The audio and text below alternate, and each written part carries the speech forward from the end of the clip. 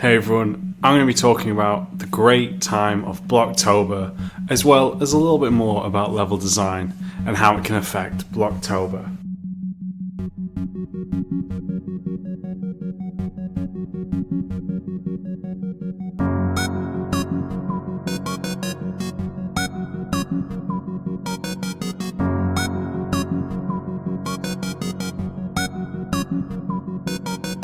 Hey everyone, I hope you're well, playing and are making the games that you all love. You're joining me, your host, Max Pears, where we talk about many amazing things about level design, game design, all upon this podcast. So thank you to all you lovely gurus who are here listening to the podcast. I really do appreciate your time.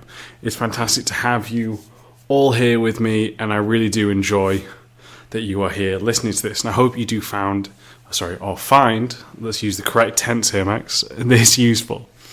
Now, this one is going to be a slightly shorter episode than normal. This is more down to the fact that I'm on a very tight schedule this week, so I need to get this done and then need to quickly go off. I got a weekend away planned with a mate of mine, so I'm looking forward to that. So there's a lot to do in order to make sure that this gets released on time. So yeah, it's going to be a little bit shorter, so I do apologise. But with that in mind, one of the coolest things I think we can talk about in terms of topic is two things, really. The first half is going to be breaking down Blocktober, some really cool stuff that I saw, talking about my experience with it. And then it'll be talking about iteration and how that's super important to being a level designer. And I think the two do tie in a little bit as well. But yes, for those of you who don't know, as I'm recording this, October has just about ended, and one of the cool things that was created by Michael Barkley and so many people take part in it is that of Blocktober, where aspiring level designers or level designers that be of that of Naughty Dog. I saw some from the team that make why is it escaping me now? Plants vs Zombies: Battle for Neighborville, and the developers of Days Gone. A lot of these have been showing off their blockouts, as well as I said, aspiring level designers showing off their blockouts as well. So it's been really fascinating to watch all of that, and I think it's such a great time of the month as all these people come together, or I should say all these level designers come together and just make some cool things, whether that be in SketchUp, maybe just some drawings of 2D maps, Unity, Unreal, some I've seen use the CSGO, and all of that coming in and making some fantastic levels out there. And it's been really great, as I mentioned earlier, just to see everyone put in the time and have the passion to keep making all of this great stuff. And what's mostly been interesting from my side watching has been how Blocktober's kind of evolved. I think some of the most interesting things have come out this year versus the past 2 years. Such things as someone had, I noticed, I can't remember the name, and I do apologise, but someone I saw on Twitter had basically taken some concept art and just blocked out a picture from the concept art. And, you know, it wasn't a full level, it was just some cool sort of environment snippet that they saw and just blocked that out, which was very interesting. And I think that's a really just different way to do Blocktober. And I appreciated someone's idea on doing this, you know, as well as one of our very own Ovi creating multiple kind of nice I'm trying to think of how you even call it, mate, but when you made your Mario and Zelda, well, should we say Link levels, which were great, as he's taken the old retro sprites of both Mario and Link and built a level out of them, which again, really fun to see, and just showing how it has evolved over time. And it's just been, as I said, fascinating to sit and watch how it's evolving. But one of the things I actually want to focus on is, I know some people didn't take part because they were nervous or unsure what to show, but I think one of the things that's really important with it is to show that you are taking part.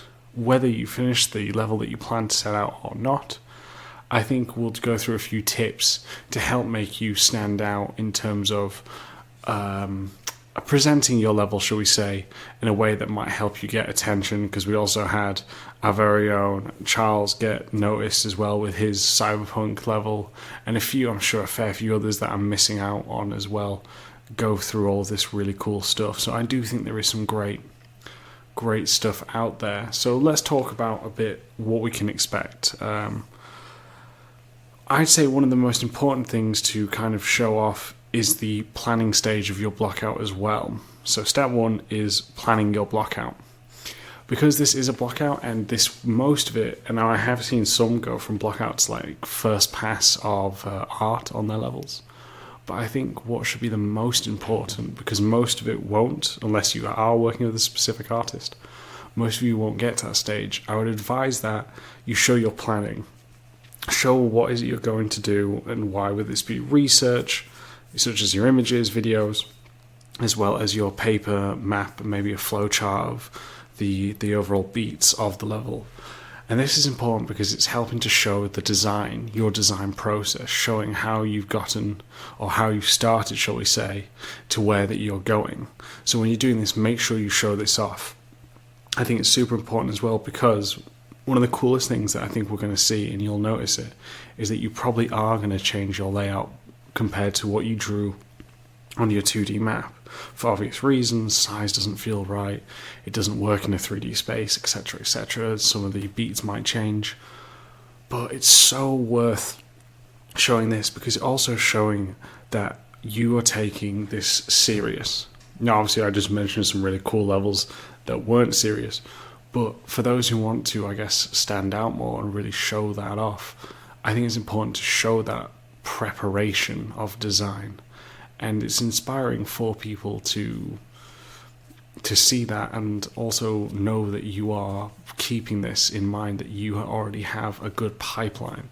I think it's also important because not only do I mention you have a good pipeline, but you get to figure out what your pipeline is as well. You get to work on that. And for me, when I took part in Blocktober, this was one of the biggest goals for me, was making sure that I've started to nail down my pipeline. I've started to understand how it works and how best do I work. As I mentioned, as you go through your career, you will learn different things from different people, and then try adapt and take in what you think is best moving forward. So yes, I recommend showing that off first.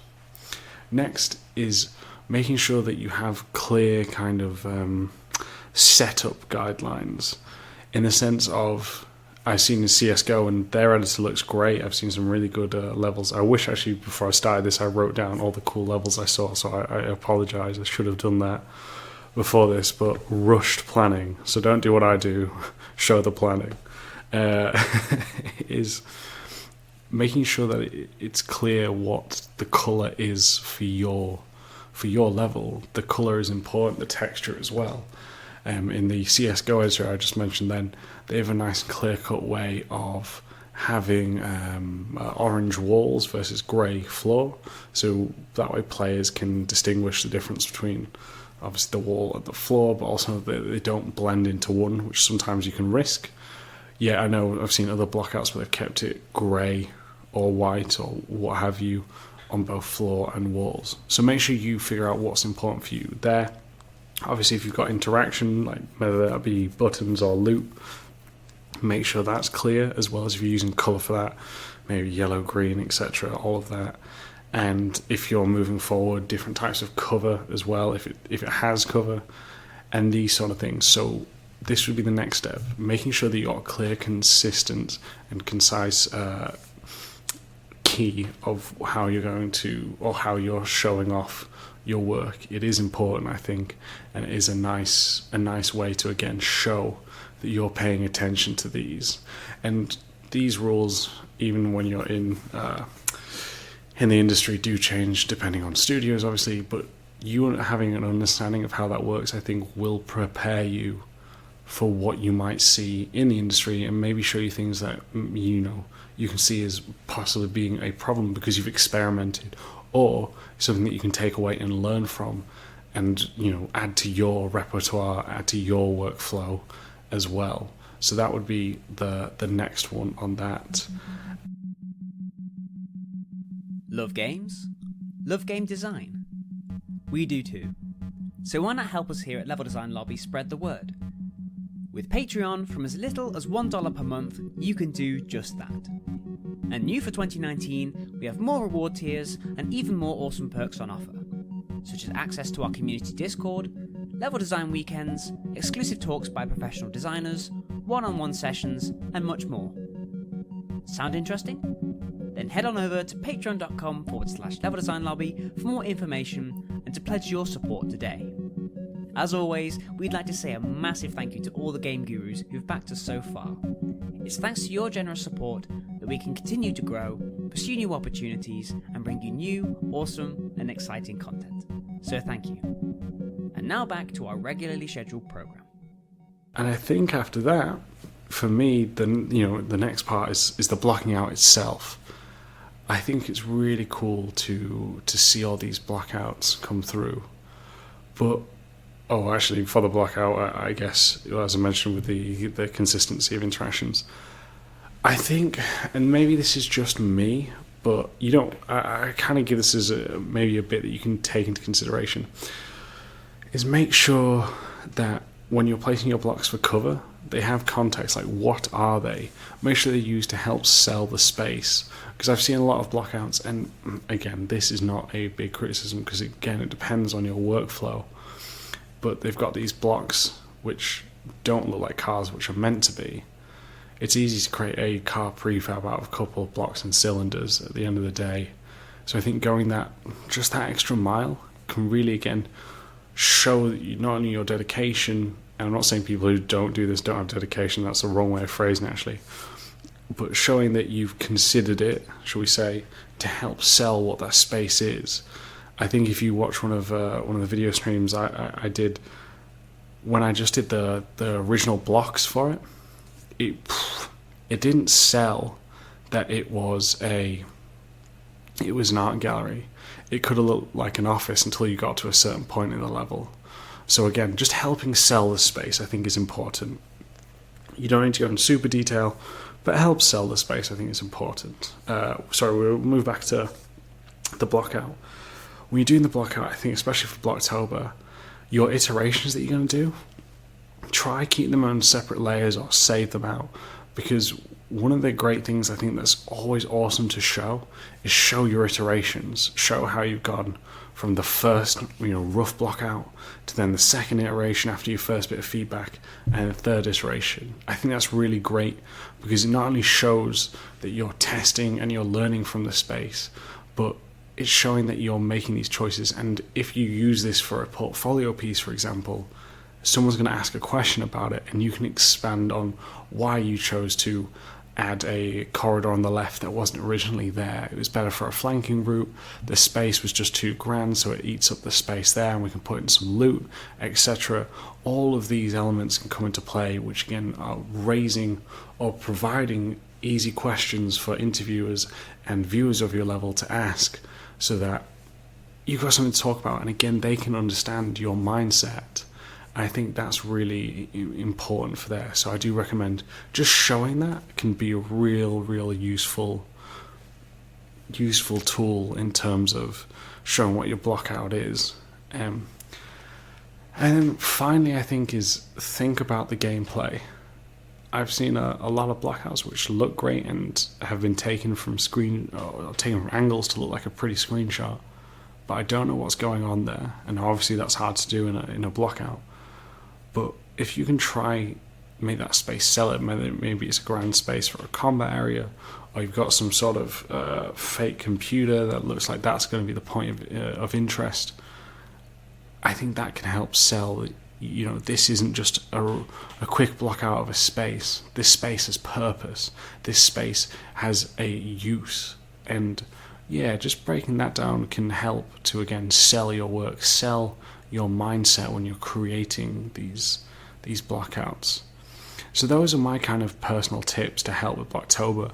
As I said, you might just be making it something fun. You don't need to worry about these. These are just some things that may help you when you're done.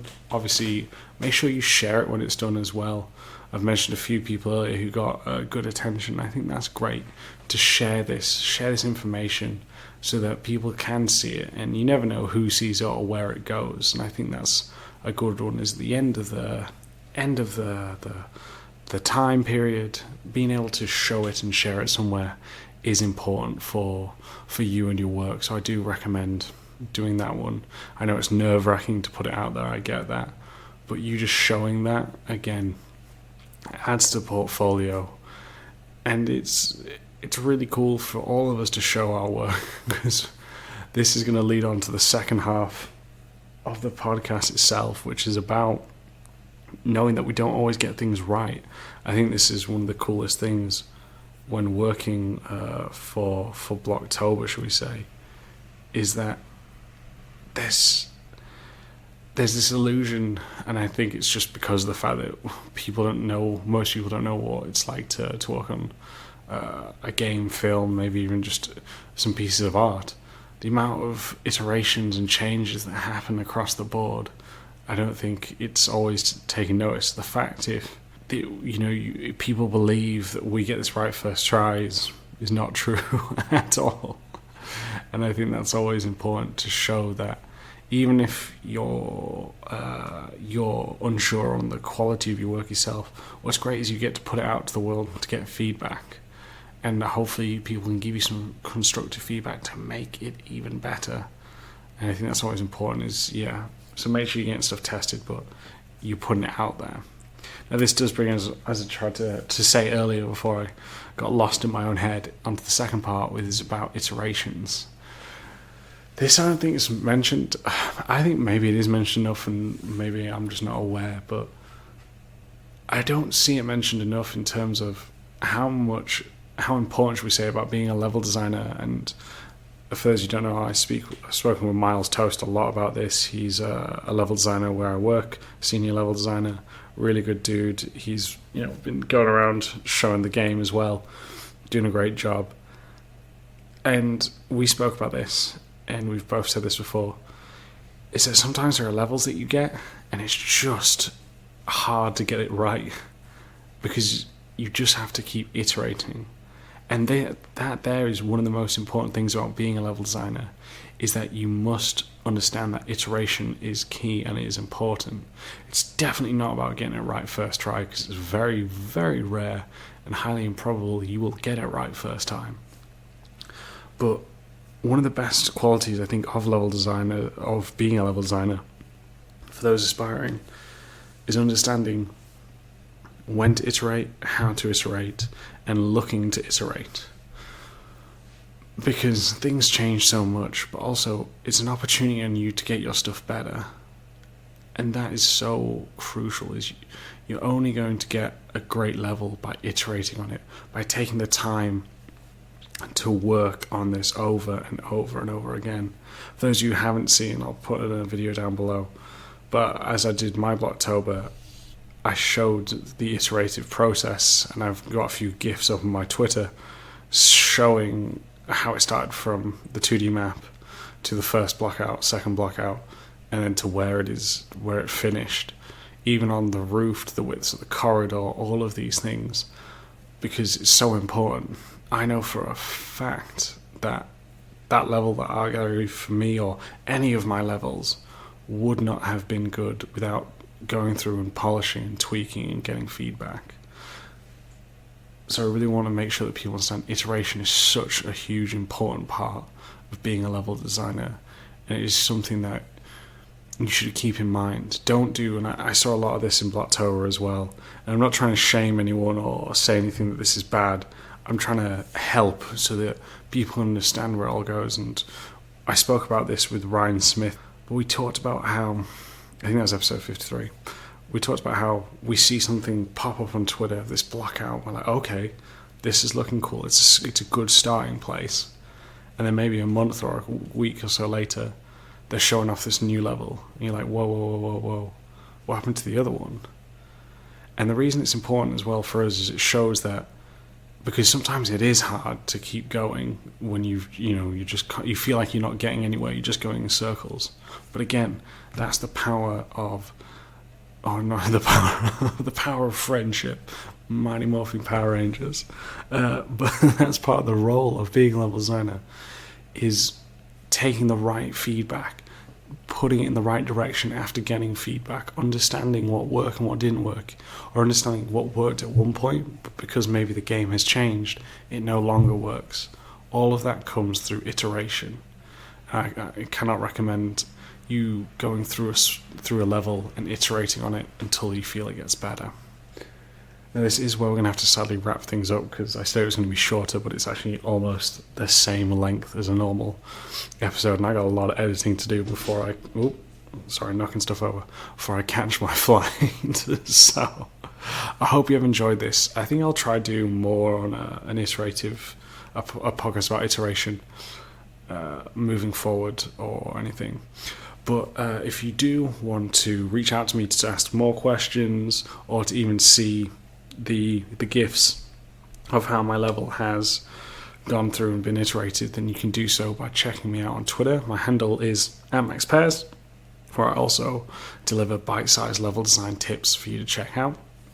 If you have any questions for me, please do email in leveldesignlobby@gmail.com.